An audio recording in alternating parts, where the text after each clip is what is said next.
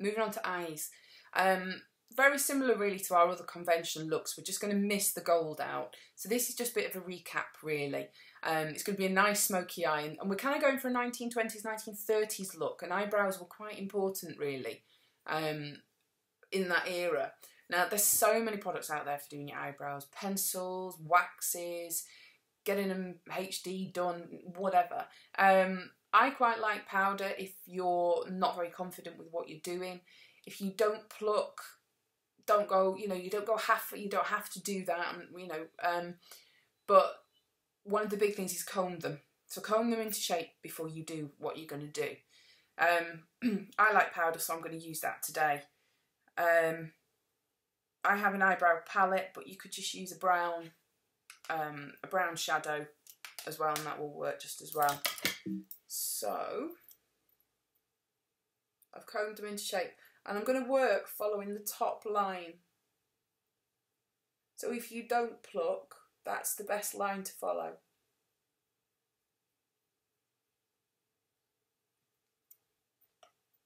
If you do use a pencil and you go wrong, you can use an old toothbrush or an eyebrow brush if you've got one to just sort of soften the look at the end of it, which is always quite a good idea. And don't wing these out too straight, but don't curve them down too much, because otherwise that can be a little bit unflattering.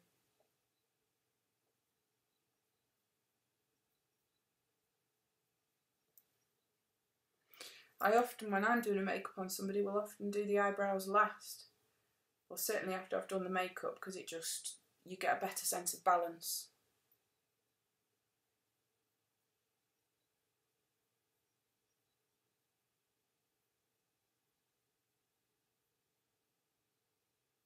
Some people use pencils and then a bit of powder as well, and that works. So the kind of rule of thumb, there and there. And we're just following that top line. If you are going to pluck, just take a few little hairs out in that corner, down here, and that'll work. Okay? So, I've used a lid primer on this, so it has given me a good base colour. I have a bit of a superstition. I like to just use a bit of a buff type of a colour all over before I start anyway, because I just think it's could be quite nice. So, we use our Chorus Grey. And this does drop a bit, so be prepared if you need to take off the eye underneath, clean it off and put your foundation on again, or do most of your foundation but leave that off till the end. That works quite well. So putting some of the shadow on, I'm working it in on the top of the lid or on the back of my hand so that it sort of avoids too much droppage. And one of the tips that I have to kind of create that socket line is to look straight ahead in your mirror and just dot where you want to create that socket. Because what happens then, you can start to see what that is you can tip your head back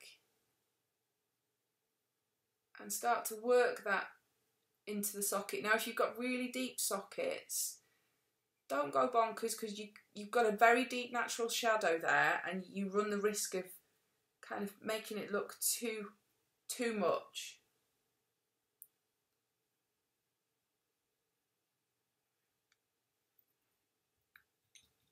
Do the other side.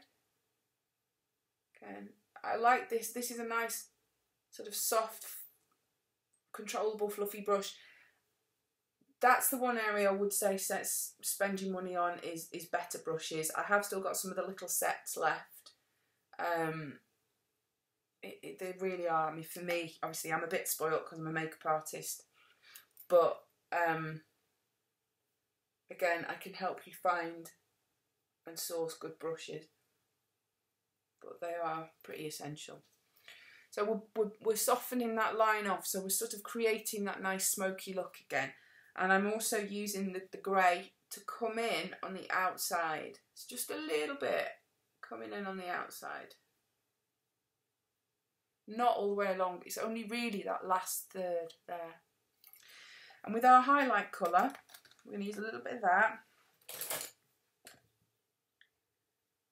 And that's going kind of on the inner third. And then in the middle third, they'll meet up and blend.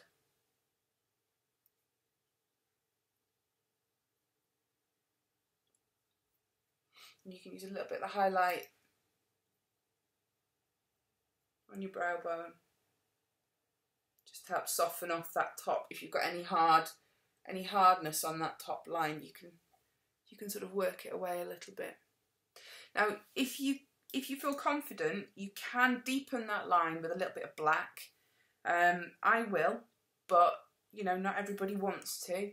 And again, all I'm going to do is put a tiny little bit of that in the socket, in the absolute socket, and I'm not actually going to blend it too much, but it just gives a bit more welly, just gives it a bit more punch. There's one for the outtakes.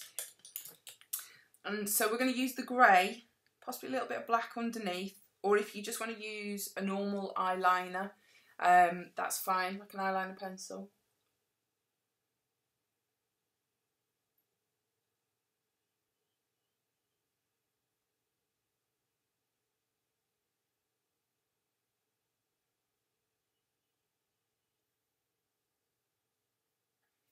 So we've got some definition underneath.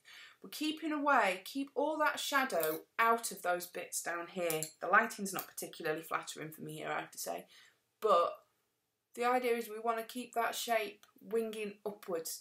If we get too much dark in here, that's where it starts to pull the eyes down and makes them look tired and old. An eyeliner is a great thing as well. You can use gel, pencil, this is a felt tip type liner. If you've got small eyes or you don't feel confident, don't do it or ask for help. The idea is that this look really, the smokiness is there, but we want to go for the lashes. The lashes are what we want to speak. And so the eyeliner is fantastic because it just gives you a little bit of welly to your own lashes. So it's only going to be a little bit that I'm putting on, and it's right at the base of my lashes. So by looking down, I can just dot this eyeliner right onto the base of my lashes. It doesn't have to wing out massively. We don't need a big 1960s thick one because that's not what we're after. But doing this just really can help. Even a bit of black powder works.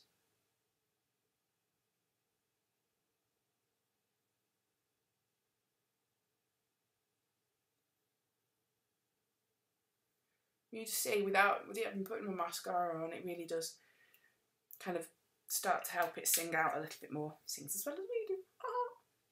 Oh. Right, mascara. Lots of.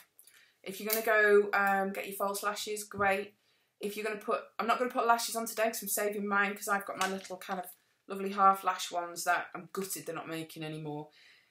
Get help if you are going to struggle. Try and do it with your roomie. Try and do each other's because somebody will be doing mine because they'll probably be a disaster if I try and do my own. If you go and buy a full set, cut them down. Maybe even use 3/4 or even just half of the set that you buy. Put them on before you put your mascara on because then you'll pull everything together.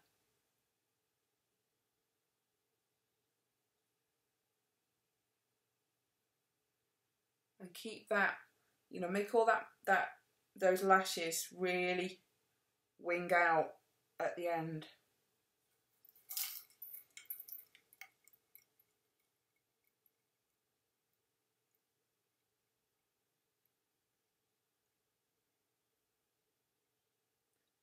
There's a really lovely little picture that will be in the design Bible that you'll see, which shows you about how the lashes are really quite important in this look. So there we have our competition eyes. Nice and smoky, and hopefully you'll be okay with those. Don't forget your lashes.